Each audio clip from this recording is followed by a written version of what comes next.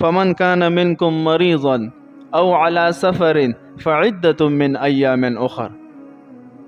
روزه خو په ټولو فرض دي، خو لیکن کو تاسو کې څوک مریضان وي، بیماران وي، یا په حالت د سفر کې وي، روزه نیول ورته مشکل وي، نو بس بیا د روزه اخري رستو دی بیا یو قضا را وګرځي. د دې آیت په تفسیر کې علماء لیکلي دي کو یو انسان د بلډ پریشر مریض وي، د شوګر مریض وي، د ګردو مریض وي، او یو مسلمان ماهر ډاکټر د تویلی چې ته به دوايانې پابندۍ سره استعمالې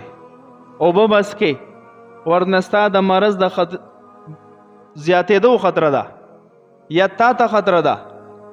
نو په دې صورت کې دته شریعت دا جواز ورکړی دی بای چې دا د روزه اخري رستو به بیا د یوې روزې چې یا سونې خوړلې وي د هغې قضا به راوګرځئ. خو دلته ذهن ته د بعضو عوامو خبر راځي چې بس زه خو روزه نشم نیوی ځکه زه بیمار یم، د بلډ پریشر مریض یم یا د ګردو مریض یم یا د شوګر مریض یم، نو بس فدیه به ورکمه. د فدیه مسله داسې ده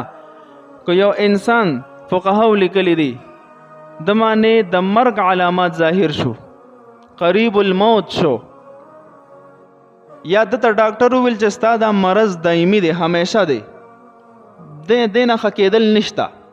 ماهر ډاکټر مسلمان ډاکټر ورته وویل چې ستا دا مرض دایمي دی، لکه بلډ پریشر عموما د دې نه داسې خوالي نه یا شوګر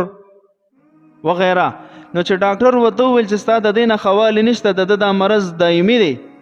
نو کو په دې صورت کې دا فدیه ورکي نو گنجائش تا، خو دا ټکي به ورسره یاد ساتي کو د دې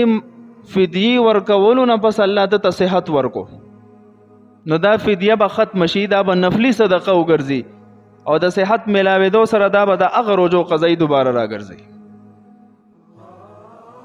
فدیه خو صرف د دې وجه نه ده چې انسان طاقت نه لري مزید د روزو،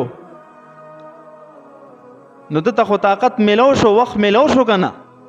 نو کو د فدیه ورکړي بالفرض اب نفلی صدقه ګرځي او دا به اثر نه او د هغه روزو قضایي راګرځي. او کو فدیه ورکړي وا او په دې حالت کې دا لاړو دته صحت ملو نشو، نو به دا فدیه د روزو نه کافی شوه.